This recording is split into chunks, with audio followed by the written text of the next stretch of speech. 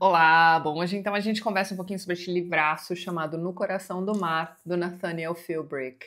Este aqui é um livro de não ficção, publicado em 2000, sobre... Na verdade, você tem aqui uma investigação bem minuciosa mesmo, para contar para você, tintim por tintim, o que aconteceu naquele evento que inspirou o Herman Melville a escrever Moby Dick. Nós estamos relendo Moby Dick no Clubão, neste mês de novembro de 2025, e eu decidi dar uma lida aqui neste livro, que serviu de base também para um filme que eu assisti um tempo atrás. É um filme bom, pessoal. Também se chama No Coração do Mar, salvo engano. Vou deixar aqui a capinha do filme para vocês, o pôster do filme.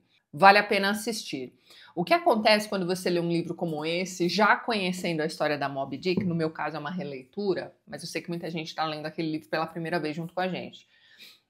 Então, o livro vai apenas até determinado ponto da história do desastre. Porque existe um desastre aqui, existe uma tragédia acontecendo com essas pessoas. Mas quando você entra em contato com a história real, né, você percebe que a história vai muito mais longe. E assim, gente, é uma ladeira abaixo inacreditável. O que acontece com estes sobreviventes desse desastre é assim, é muito difícil de engolir. Este aqui é aquele tipo de livro para quem tem estômago. O que é curioso porque ele é muito bem escrito. Então, logo no início, logo no preâmbulo do livro, ele já vai te avisar o que aconteceu. Olha só, essas pessoas estiveram num naufrágio causado pelo ataque, entre muitas aspas, de uma baleia. Ninguém nunca tinha ouvido falar sobre baleias atacando navios, navios baleeiros ainda. Bom, enfim, era uma coisa assim que ninguém esperava que fosse acontecer, veja bem. A esmagadora maioria dos marinheiros, né, dos baleeiros que estavam trabalhando ali naquele navio, eram pessoas já muito, como é que vamos dizer, experientes, né? Então eles nunca tinham ouvido falar sobre um ataque de baleias. Eles vão sofrer um. Então é o absolutamente inesperado acontecendo aqui. Eles vão perder este navio, mas ele ainda tem aqueles botezinhos, né, baleiros, aquela coisa toda, que dá para eles conseguirem, né, provisoriamente ficar ali até encontrar uma tábua de salvação, seja uma ilhota onde eles possam aguardar resgate ou um navio passando por ali, enfim. Mas existem decisões, né? O problema que todo o entreveiro aqui neste livro, gente, toda a desgraceira que vai acontecer com esse pessoal, você vai percebendo que seria facilmente resolvido não fosse a capacidade humana de fazer besteira. Então eles tomam inúmeras decisões erradas ali, é uma sucessão de erros mesmo que vão acontecendo e eles vão morrendo. Chega um momento em que eles estão famintos, morrendo de sede e eles precisam comer alguma coisa. O que é que eles vão comer, meus amigos? Pois é, você já entendeu. Nós temos aqui uma história que vai desencadear uma fase de canibalismo na vida desses sobreviventes. E quando as pessoas param de morrer, sobram poucos, né? Estamos ali, ninguém mais morreu, e agora? O que a gente vai comer? Eles decidem fazer sorteios. Quem de nós vamos todos morrer mesmo, né? Então, quem de nós aqui vai ser o próximo para que os outros possam se alimentar? Então é esta situação que nós vamos ler. Para quem acompanha o canal já há bastante tempo, eu recomendo fortemente que vocês vejam um vídeo sobre uma discussão a respeito de canibalismo, que é um livro muito utilizado no primeiro semestre do curso de Direito. E eu acho que existem alguns outros cursos que também se beneficiam da discussão moral que envolve aquele livro, que é o caso dos exploradores de caverna. Deem uma olhadinha lá naquele vídeo, porque assim, é uma situação que não é que poderia acontecer com qualquer um de nós, mas ele suscita aquela coisa do o que eu faria nisso aqui, nessa situação. Eu também tô presa nessa caverna aqui, eu também tô morrendo de fome, o que eu faria? E é uma situação meio parecida com a que você vai ler aqui, porque pouquíssimo tempo depois que eles resolvem pela solução drástica, digamos assim, para a sua fome, eles serão resgatados. Então, assim, além daquela culpa horrorosa de você ter devorado um amigo seu, literalmente falando, você sabe que se você tivesse esperado 2 dias, sei lá, agora já não me lembro exatamente, mas você seria resgatado. Aqui existe um momento em que, se eles tomarem um determinado rumo, né, eles vão parar ali numa ilha.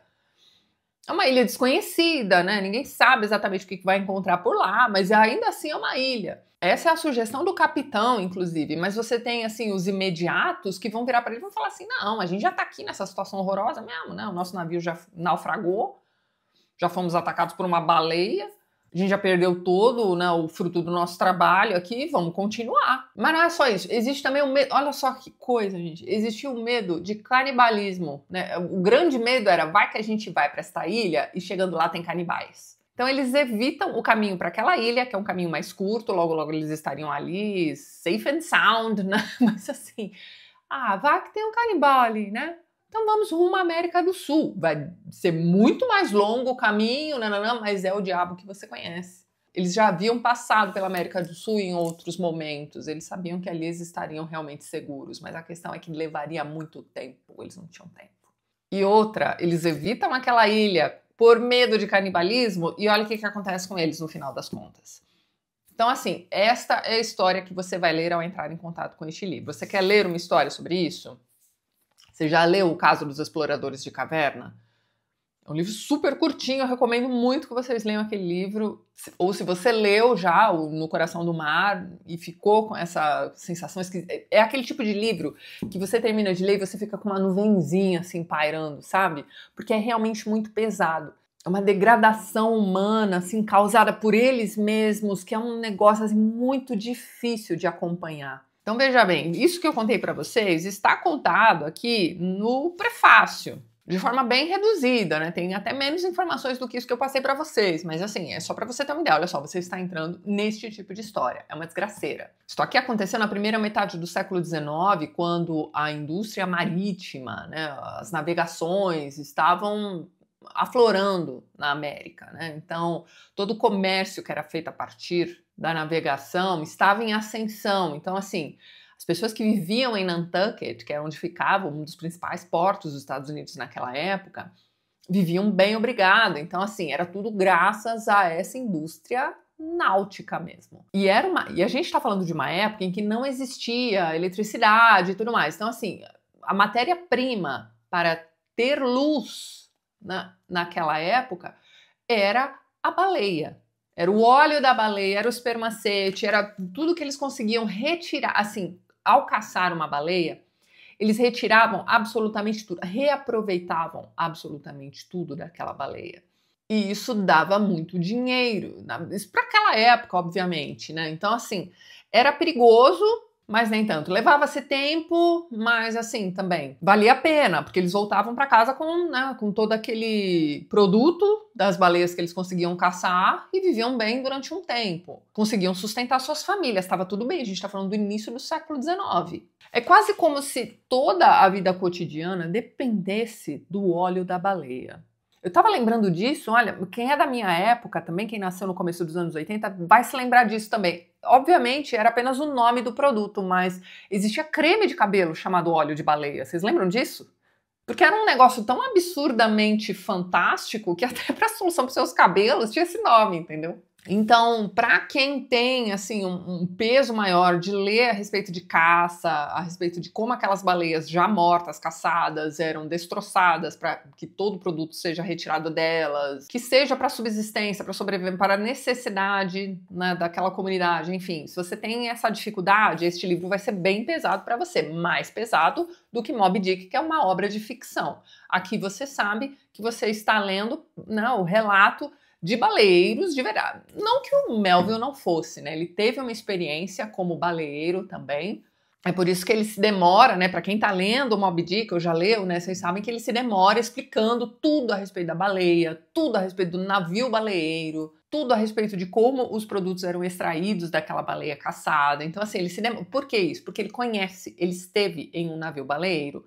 Aliás, ele conhece, né, nessa viagem que ele faz, o filho de um dos imediatos aqui do Essex, né? Este navio Essex ficou famoso não só na região de Nantucket, mas era a grande, né, por ter sido muito noticiado, né, os sobreviventes contaram suas histórias, né, o pai desse rapaz que conheceu o Melville escreve um livro também de suas memórias, é que esse cara, digamos que ele omite muitas coisas do que aconteceu ali, muitas das decisões erradas foram tomadas por causa dele, né, mas assim, a gente só vai descobrir isso, e o autor do livro, Nathaniel Philbrick, só vai descobrir isso porque ele vai cruzando informações. Este não era o único sobrevivente, então existiam outros relatos que foram encontrados depois, diários que foram encontrados depois da morte desse pessoal. Você tem também algumas reportagens que foram feitas na época, então ele vai cruzando todas essas informações, vai conversar com filhos dos sobreviventes também, que ainda estavam vivos nessa época. Então, assim, ele vai recolhendo tudo isso e vai percebendo que aconteceu alguma coisa muito errada ali nas discussões com o capitão. Por um lado, você para e pensa, tá, mas era um capitão fraco, né? O que acontece, né? Assim, simplesmente a humanidade acontece, né? As pessoas não aceitam as opiniões dos outros, não aceitam a autoridade dos outros. Então, assim, uma vez que o navio não existe mais, por que eu vou continuar obedecendo a este cara, que é esta figura? Então, se eu sei o que é melhor.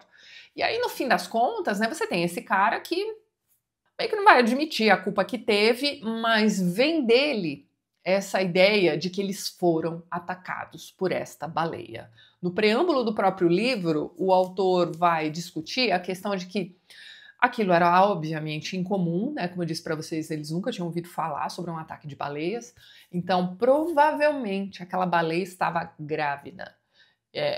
A única explicação, assim, do porquê ela se irritaria tanto com aqueles navios chegando perto. O que o Chase, né? Esse é o nome do imediato sobrevivente que escreve o livro. O que o Chase faz é contar que a baleia parecia que estava vindo na direção deles, ela estava pronta para atacá-los. Então, assim, não tinha o que fazer, uma cachalote imensa, vindo na sua direção, irada. Então, assim, eles não tinham escapatória. E você está falando de um navio que já estava combalido, eles já tinham passado por uma tempestade terrível. Gente, é uma sucessão de situações periclitantes, eu tô rindo de nervoso, porque este livro aqui, ele é pesadíssimo. Então, eles passam por essa tempestade, é uma tempestade, assim, que joga o navio pra lá e pra cá. Partes deste navio estão absolutamente, assim, destroçadas, né, incluindo a cozinha. Não tem o que fazer, né, o que eles precisam, o que o capitão diz pra eles é o seguinte: olha, a gente ainda tá mais ou menos perto de Nantucket, vamos voltar, vamos reparar o navio, depois a gente volta e vai caçar baleia. Mas aí o que acontece? Esse Chase, sempre ele, né, vai virar e vai dizer assim: não, mas tá todo mundo aqui já em situação de pânico, né? A gente vai sobreviver. Se a gente voltar para terra firme, dificilmente esse pessoal vai querer continuar a viagem. Então a gente já tá aqui mesmo, né? Vamos continuar. Este argumento do já estamos aqui mesmo, vamos continuar, vai perdurar aqui durante muito tempo. Eles passam mais de 80 dias à deriva. Tem alguns desses sobreviventes que serão encontrados em ilhotas também, né? Porque eles se desgarraram do pessoal do bote, enfim, ficaram nessas ilhas, né? E eles serão encontrados ao redor dos ossos daquele pessoal que morreu. E eles se alimentaram daquelas pessoas. Então, assim, eles estavam chupando aquele... Gente, é um negócio horroroso. Que vai acontecendo porque as pessoas simplesmente não ouvem o capitão, sabe? E é um capitão que, se você parar pra pensar, é um cara que não se impõe aqui. Ele não era exatamente fraco, mas parece que a personalidade desse Chase aqui era muito mais, sei lá, parecia que ele sabia o que estava fazendo, né? E mesmo ele sendo o causador de diversos outros desdobramentos periclitantes, as pessoas continuavam ouvindo a ele. É um negócio assim, é desesperador. A questão é, tudo estaria resolvido se eles tivessem voltado, arrumado o navio, passado um tempinho lá e retomado a viagem, porque o navio estaria mais inteiro, talvez aquele cachalote não tivesse destruído aquele navio com tanta facilidade. Ou talvez aquele cachalote nem estivesse mais lá, porque eles teriam que ficar, sei lá, uma semana em Nantucket ainda, consertando o navio. Então, assim, é sempre C. As pessoas não, né, seguiram aquilo que deveria ter sido feito e deu no que deu. Essa tragédia do Essex é um dos grandes naufrágios, né, uma das histórias mais trágicas de naufrágios, né, que se tinha conhecimento. E depois ela foi, como é que vamos dizer, substituída pelo naufrágio do Titanic. O que eu quero dizer com isso? Que era uma história muito comentada e que de repente parou de ser comentada porque, né, aconteceu o entrevero todo com o Titanic. Então, o autor deste livro vai meio que recuperar esta história, né, uma história que sempre, né, deixou uma pulguinha atrás da orelha dele. Ele investiga e escreve este livro aqui. Ele coloca aqui neste livro também alguns comentários do Melville, né, essa constatação de que, olha só, né, esses caras aí que tinham medo dos canibais desconhecidos de uma ilha desconhecida, né, acabaram como canibais também. Né? Este é um dos comentários que o Melville vai fazer aqui. Então ele vai analisando, né, ele como baleeiro, ele vai analisando a situação como um todo. E ele faz alguns comentários que provavelmente ou ele deixou por escrito, ou são matérias de jornais também. O Melville era um cara que falava publicamente. dava palestras, então provavelmente, né, era de conhecimento de todo mundo as opiniões dele a respeito deste desastre. O que ele faz depois é simplesmente colocar algo desse desastre dentro de seu livro. Então, para quem já leu Moby Dick, né, esse Chase, né, esse cara que vai ficar obcecado por essa baleia, que depois vai voltar para o mar para caçar baleias e vai ter um fim trágico também, enfim. Esse cara seria o Ahab, né, o capitão do navio. Aquele cara que, né, finca o pé e fala, não, nós vamos caçar esta cachalote, ponto final. É esse cara. Né, o Pollard, que é o capitão bacana aqui do livro, ele vai viver uma vidinha assim mais tranquila também, mas ele vai voltar para o mar, ele vai voltar inclusive como capitão e curiosamente outros sobreviventes do Essex vão se apresentar para fazerem a próxima viagem com ele. Então assim, é uma coisa assim de confiança. Ó, este cara sabe o que ele está fazendo. Também vai ter alguns probleminhas aí, né, digamos assim, nos desdobramentos dessa outra viagem que ele vai fazer, muito tempo pós o Essex. Então, assim, o Pollard, né, que era o cara mais comedido e tudo mais, talvez seja a inspiração, né, aqui você vai ter a afirmação disso, né, de que ele é a inspiração para o Ismael. Você tem outras figuras aqui dessa tripulação que vão também servir de inspiração para outras pessoas da tripulação do Moby Dick. Então lembre-se, ó, em Moby Dick ele usa, né, a tragédia do Essex até determinado ponto. Eu não quero dizer qual é, porque vou dar um spoiler aqui, né? Tem gente lendo ainda. Mas então, esta história vai muito mais adiante. E você tem algumas informações também sobre como a indústria baleeira já foi muito mais próspera antes de 1820, que é quando acontece aqui esse desastre. Então as viagens dos baleiros começam a ficar cada vez mais longas, né? Você vai vendo que vai havendo uma escassez de baleias naqueles lugares onde eles sabiam que haveria baleias. Era uma indústria que estava com os dias contados, para pensar, mas era o que dava para fazer ainda, né? Nós já estamos no século XIX, então dali a pouco a eletricidade vai chegar e tudo mais, dali a pouco não, algumas décadas ainda. Mas eles precisavam, né? Existia uma necessidade, existia uma demanda pelo produto dessa caça. Aquilo precisava ser feito, mas esta é uma história que vai mostrando pra gente a incapacidade mesmo do ser humano, né, diante as intempéries da natureza, gente. E você chega àquela questão da sobrevivência, né? Não dá para dizer, né, veementemente que você não aceitaria fazer parte daquele grupo que está canibalizando. A fome e a sede extremas, né, fazem com que o seu juízo fique prejudicado. Então dizer, que absurdo, eu jamais faria uma coisa dessas, você não sabe. Então esse tipo de história mostra para você que em casos extremos, né, o que você tem que fazer está misturado com o seu discernimento, né? Então o seu discernimento está misturado, na verdade, com uma necessidade primordial, que você nem faz ideia que você tem. É uma situação, assim, inacreditável.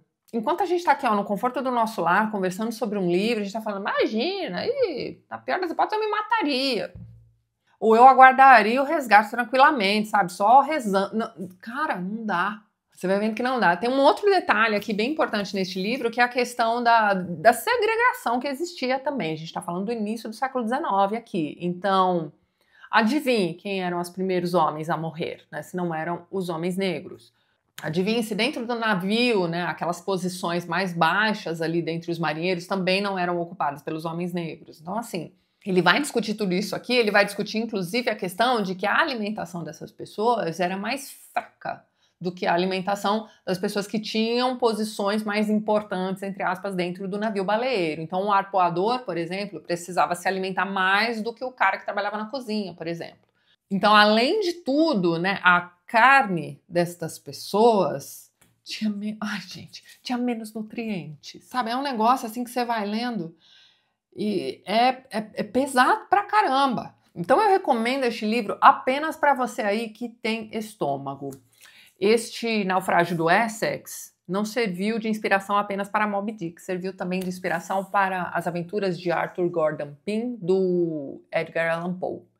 É considerado o único romance dele, uma história um pouco mais longa. O Poe escreve aquela história depois de ter lido o que aconteceu com o Essex. A diferença entre o livro do Poe e o livro do Melville é que o Melville ele tem muito mais experiência prática na questão do baleeiro. o povo vai imaginar muita coisa, então, assim, se você leu o Moby Dick e gostou, talvez o próximo passo seja ler este livrinho do Poe. O autor do livro, pessoal, né, criou esse interesse pela história do Essex, porque num dado ponto da vida ele vai morar em Nantucket. E aí ele se interessa pela história local. Antes disso, ele havia estudado literatura na universidade. Então, assim, e ele já tinha um interesse por histórias de navegações. Ele já tinha escrito alguns livros, também alguns romances sobre histórias de navegações, que não deram lá em muita coisa. Mas uma vez vivendo ali em Nantucket, ele vai recolhendo todos os relatos, todas as informações a respeito dessa história do Essex e monta este livro aqui. O livro, gente, é muito bom. Mas, de novo, ele serve a um propósito. Ele tá aqui para te contar uma história desgraçada, tá? É um livro muito bem escrito, muito bem traduzido também. Deixa eu ver aqui o nome do tradutor. É o Rubens Figueiredo. Acredito que eu possa elogiar a tradução, mesmo porque eu fiz aquele exercício de ouvir o áudio em inglês e ler aqui a tradução. Tá tudo excelente. Eu fiz essa cara pro Rubens Figueiredo porque eu também o considero um dos grandes tradutores que nós temos hoje em dia, tá? Ele traduz do russo também, que é maravilhoso. Bom, enfim. Gosto muito do trabalho dele, portanto, fica aqui mais uma recomendação. Uma coisa que talvez não tenha ficado claro na minha fala é a presença do capitão aqui neste... Parece que ele era fraco, né? Acho que eu cheguei a comentar isso com vocês. Mas, na verdade, não era bem isso. Ele era um cara que comandava pessoas, então... E ele sabia que, em situação periclitante, é um cara já bastante experiente também, em termos de, né, caça-baleia e tudo mais, essas viagens longuíssimas. Então ele sabia que ele precisava evitar grandes entreveros, apesar dele conseguir, né, colocar as pessoas em seu devido lugar ali em momentos de brigas internas e tudo mais. Ele também era um cara que levava muito em consideração aquilo que os seus imediatos diziam, né? Os imediatos eram aquelas pessoas que comandavam grupos menores, né? Então você tem o capitão do navio que está ali preocupado com a rota, com tudo, né? Com tudo em forma global, né? Que envolva aí a caça-baleia. Mas você tem esses imediatos que tinham ali aquela função de cuidar mais próximo ali do pessoal mesmo.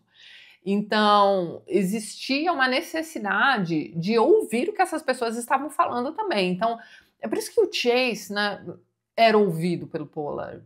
Né? Ele acata muitas das decisões. Né? A grande besteira que o Pollard fez, né, foi não ter fincado o pé e dito, não, olha só, nós vamos consertar este navio depois da tempestade. A tempestade já foi um negócio terrível. Né? Já quebrou o espírito de muita gente ali. Então, era uma... Como é que vamos dizer? Era uma sequência de eventos não anunciados, né? Mas você sabia que se acontecesse mais alguma coisa, aquelas pessoas se quebrariam mais ainda.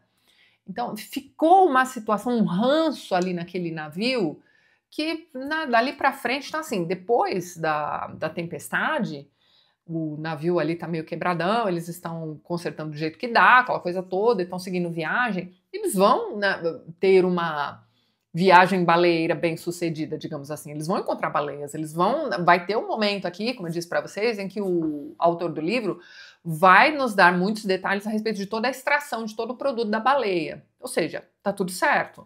Né? Então eles vão encontrar lugares, eles vão passar pelo Pacífico, não sei o que lá. Eles vão dando ali, fazendo a rota certinha e vão conseguindo o produto da sua caça. A questão é que eles vão encarar essa cachalote maluca aí que, né, enfim, segundo relatos, né? E este relato da baleia ensandecida, quem fez foi o Chase, né? Então, será que foi isso? Será que os outros percebiam dessa forma também? O Pollard também, né? Ele também entende que a baleia realmente tinha ali um objetivo de destruir aquele navio. Então, o que aconteceu com essa baleia? Aí vem a especulação do próprio, né, escritor do livro. Provavelmente ela estava grávida. A gente vai aceitando, né, o que teria acontecido, mas o foco de um livro como este está nas decisões humanas. Gente, quando você vai chegando ao final deste livro e ele vai te mostrando, ele e o Melville, não, vão te mostrando que tudo que aconteceu poderia ter sido facilmente resolvido. Então, assim, tem um momento em que eles vão parar em uma ilha e seria perfeito se eles pudessem ficar ali aguardando resgate e tudo mais. Mas não tem água potável. Então, assim, ele vai contar depois que a água daquela ilha era subterrânea. Se eles tivessem feito um buraco, eles encontrariam a água ali naquele poço. Mas ninguém pensou em fazer isso, entendeu? Essa questão da sede também é bastante complicada. O que eles conseguem, né, uma vez que eles estão nos botes, né, aguardando resgate, o que eles conseguem caçar são tartarugas. Né? E aí, para sentir líquido, né, para ingerir algum tipo de líquido, o que eles fazem é tomar o sangue das tartarugas. Então, é uma situação assim, e aí é o desespero, porque eles estão rodeados por água, você já está enlouquecendo, aquele sol está rachando, você está em processo de inanição. Enfim, para pensar nisso daí. Então, existiam aquelas pessoas que não se aguentavam e tentavam beber a água do mar, né? Já estão naquele processo de loucura se instalando. E percebem que é muito pior, né? Para a sede, né? Ingerir água salgada é muito pior. Então, assim, você vai vendo as pessoas perecendo, você vai vendo a situação ficando cada vez mais difícil. É um livro muito difícil, tá? Então, assim, você vai entrar na leitura deste livro, saiba que é isso que vai acontecer. Agora, se você lê numa boa essas histórias, gente, é um livraço, tá? Super bem escrito, super bem concatenado. As notas do fim do livro também são elucidativas, né? Para quem gostou de Moby Dick, este livro aqui é um prato cheio. E eu recomendo o filme também depois da leitura do livro, tá bem? Então é isso. Fica aqui a recomendação, talvez, tá? Isso depende, você que vai decidir se você está para entrar numa leitura dessas ou não. Experimente o Caso dos Exploradores de Caverna. É um livro que você vai ler, sei lá, gente, em 1 hora. É um livro bem curtinho, realmente. Conseguiu encarar aquele livro? Encare este aqui também. Este aqui é muito bom. Fica aqui a forte recomendação, obviamente para quem tem estômago, e é isso, eu vou ficando por aqui, mas antes gostaria de mais uma vez agradecer a todos os apoiadores do canal. Na descrição do vídeo você encontra os links para os perfis literários do pessoal que apoia a TLT e que também produz conteúdo sobre livros aqui no YouTube e no Instagram. Caso você queira se tornar um apoiador do canal, já deixo aqui meu muito obrigada de coração, dê uma olhadinha no primeiro link que eu vou deixar na descrição deste vídeo. E é isso então. A gente se vê nos próximos vídeos do canal, um beijo grande e até mais.